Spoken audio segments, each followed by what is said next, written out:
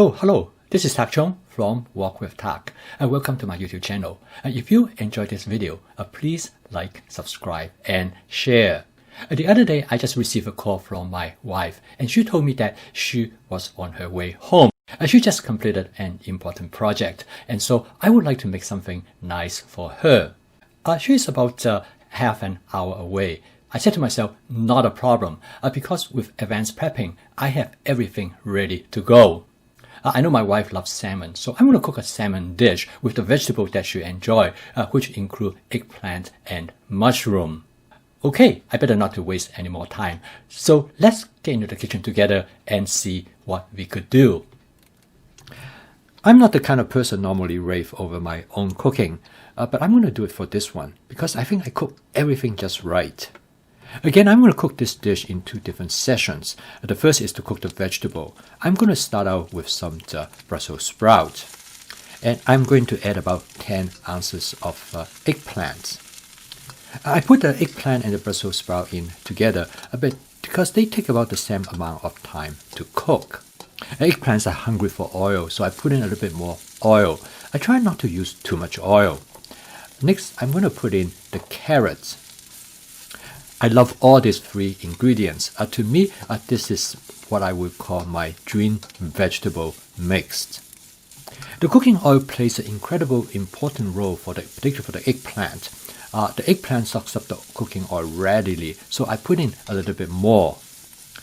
I could have put in a lot of it right in the beginning, but I want to be careful, so I'm going to only put in a little bit at a time when I think I have the need. I have compressed the cooking time a little bit, so it actually takes a little bit longer time to cook. Next, I put in the white mushroom. And my wife loves mushrooms, so I put in a little bit more than I normally would. The mushroom is another vegetable ingredient that are hungry for oil, so I add a little bit more oil. In this case, I find that the oil plays an important role in cooking the vegetable to give them the type of texture and flavor that I love.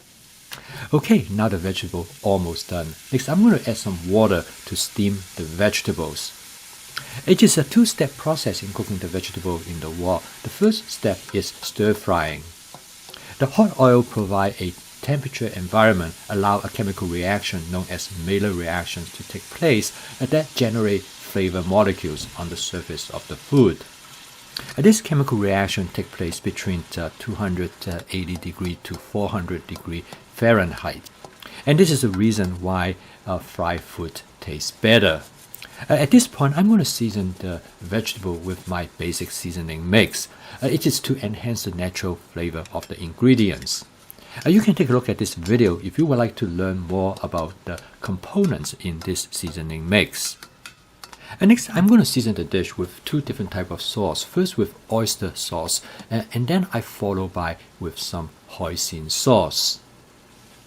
Of course, there are many different ways that you can season your dish, and this is the two sauces that I use frequently.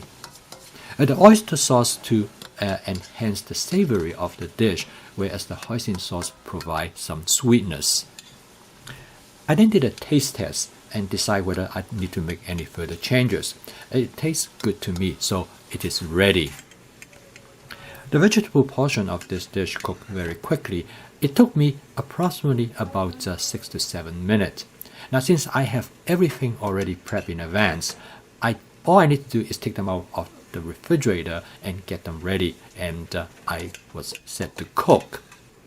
As you can see here, advanced prepping is really important.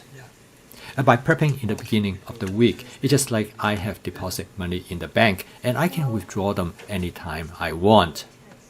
And I can also use as much or as little I like in each dish. And this gives me much greater flexibilities. And for the next part of the dish, I'm going to cook the shrimp and the salmon. I'm going to use a pan fry technique, and I'm going to fry both of them together, and that saves time. I'm going to use 4 ounces of shrimp. I coat them advanced with a light cornstarch coating. And by using a shallow fry technique, I will give them a nice crispy texture. And next, I'm going to cook 8 ounces of salmon. I also coat the salmon with cornstarch. I have cooked them before with or without cornstarch, but I think the cornstarch give them a nice texture, just like with the shrimp. By this time the shrimp is almost ready. I turn them around so I can fry the other side of the shrimp.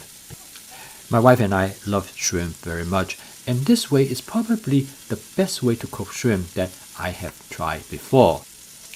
Now the shrimp is ready, I'm going to remove them from the wok and set them aside. I use shrimp that are frozen individually.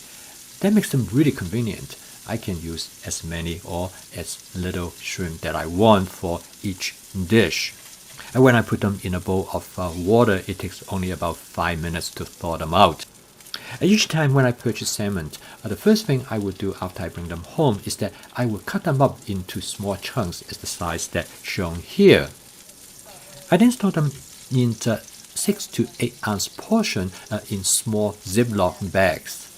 Therefore, when I'm ready to use them, I can thaw them out in a bowl of lukewarm water in about 15 minutes. I usually purchase them in a large portion when they go on sale. These methods work really well because now I can have salmon anytime I want. With the portion size, I think it will work. The smaller size of the pieces actually has multiple advantages. First of all, it makes the salmon to cook much faster. Secondly, I can control the doneness of each individual pieces of salmon. For example, the thin pieces will cook much faster, so I can remove them from the wok. Well, it must work because from my wife's standpoint, this is the best salmon she has ever had, and she definitely is an expert salmon eater. And now the salmon is done, I'm going to transfer them over the vegetable that I cooked earlier. Oh, by the way, in order to keep the vegetable warm, I have put them under a cover. In many ways, you can consider that I actually cook 3 separate dishes: the vegetable, the salmon, and the shrimp. However, we like to eat them together. I think the whole experience of eating the vegetable with the salmon and the shrimp is much better by just eating them by themselves. Okay, I'm getting really hungry. I'm particularly looking forward to have the eggplant. But I must not forget the shrimp. I put the shrimp on top of the vegetable and next to the salmon. It was a great dinner. We enjoyed it very much, and we finished off almost everything, but we left some for our kitties. They seem to enjoy it, but they probably would like to have some more. We were both very full from this meal. So let's take a look at the nutritional value as well as the calorie content of this dish. As expected, most of the calorie comes from the salmon, 8 ounces of salmon for 320 calories. Of course, next is the rice, 8 ounces of rice for 296 calories. And then 4 ounces of shrimp for 112 calories. With 4 different kinds of vegetables, the total calorie contribution is only 191 calories. The canola oil catches my attention, but in order to make the eggplant and mushroom taste the way they are, I do need to use this amount of oil. This brings the total calorie to 1169 calories. Each one of us is 584 calories. Based on how full and also how happy we were with the meal, this calorie content was most reasonable. So now I'm looking at where could we cut that we'll be still happy with this meal. My wife loves salmon. Even though she have all this salmon today, she said she could have probably eat less. So I could have reduced the salmon from 8 to 4 ounces. We definitely could eat a little bit less rice. So I reduced the rice from 8 to 4 ounces as well. We both love shrimp, but again, we could have dropped the shrimp from 4 to 3 ounces. This will let us use a little bit less canola oil. I could drop it from 4 to 3 tablespoons. This will reduce the calorie from 1169 to 793, a saving of 376 calories, and it is a 32% reduction. Honestly, I think we would be totally happy with that. One of my friends, she is a dietitian. She told me that one of the most important things that she tells her patient is the significance of regulating calorie consumption. She told me that most people do not want to count calorie every time when they eat.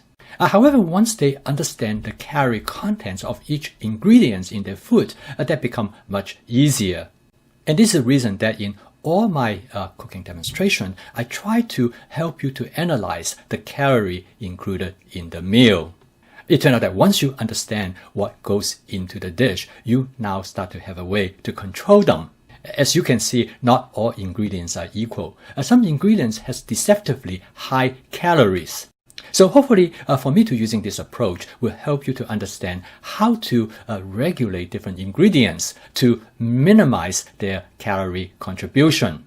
Of course, ultimately, you have to make compromises. Some ingredients you really love, then you should include it.